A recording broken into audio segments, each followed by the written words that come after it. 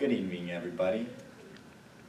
What you always see every day, whether it's the news, whether it's TV, whether it's your music, in America, money is king. You hear about it in all those places, but we don't teach kids about it in school. Budgeting could save Americans millions. It could save their lives. It can prevent homelessness. 40% of Americans, according to the New York Times, have not even saved $400 in emergency funds. The best way to keep Americans out of poverty in the world's richest country is to simply start teaching them at an early age how to budget, basic economic facts, and simple things like tax code. That's why we've created a nonprofit that we want to start in Jacksonville to integrate into public schools called Growth. The thing is, if you go to a public school, there's like a 60% chance that you're probably going to have a salary like, I want to say half of someone who would go to a private school, unfortunately. The best way to explain it is, in American society, we tell everyone, pull yourself up by your bootstraps. You're in the richest country in the world. But we don't teach people how to do it. You know, that's like saying, hey, go take your calculus class, but don't use a calculator. It doesn't make any sense.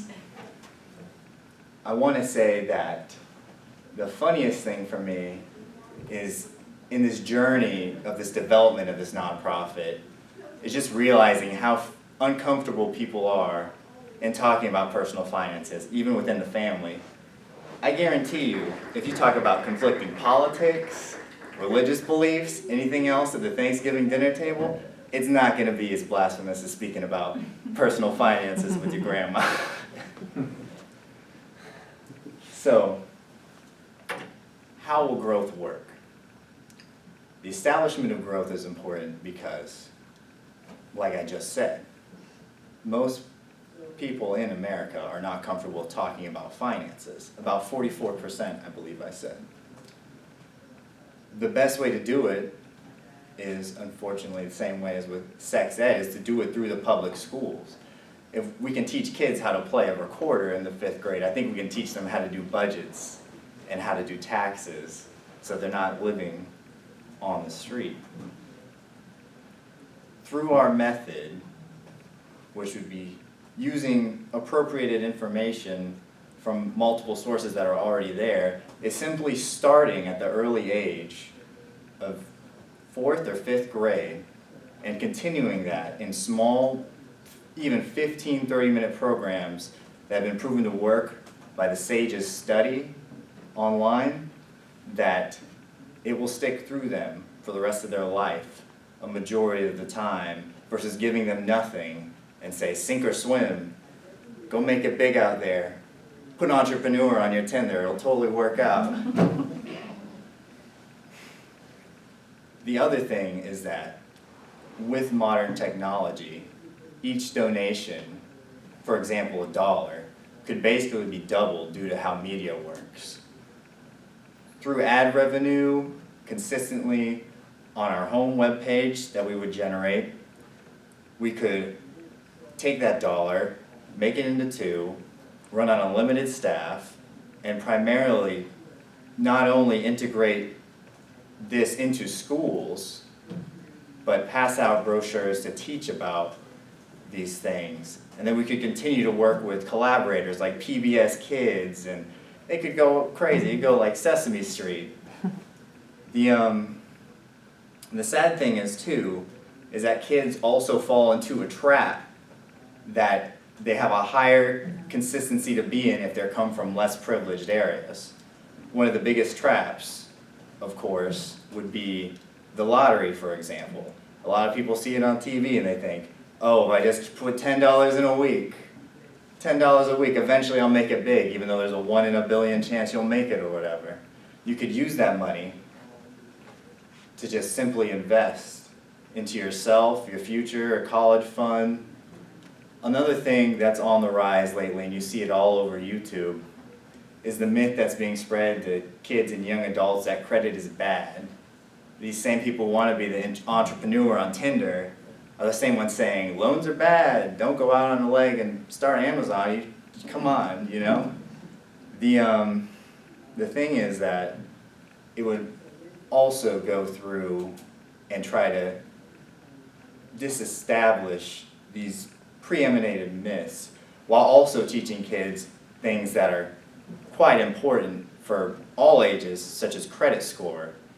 You know, when I went into the military forever ago, if I went in and I had a bad credit score, I would not be able to get security clearance that was required for my job. And the same thing works on civilian side.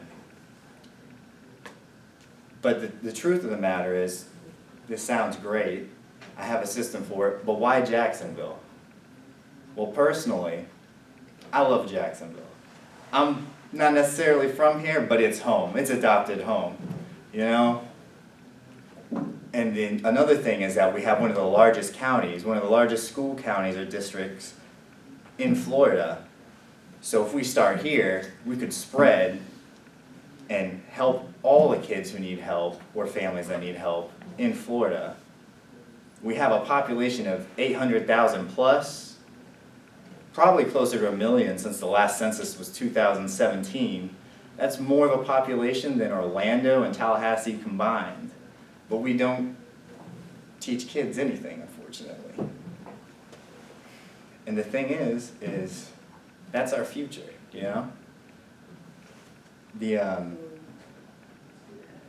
fact of the matter is that investing and teaching kids how to do investing will leave a better future for all of us. Teaching simple fiscal responsibility, teaching people tax code, this will prevent a lot of negative connotations in the future. But more importantly, it'll leave a brighter future. It'll make a more positive one, and it'll make Jacksonville better as well. In conclusion, the groundwork is already laid out. Whatever you donate, we will be happy to take forward. We will begin small and take off like a wildfire and regulate and renovate the schools towards fiscal responsibility.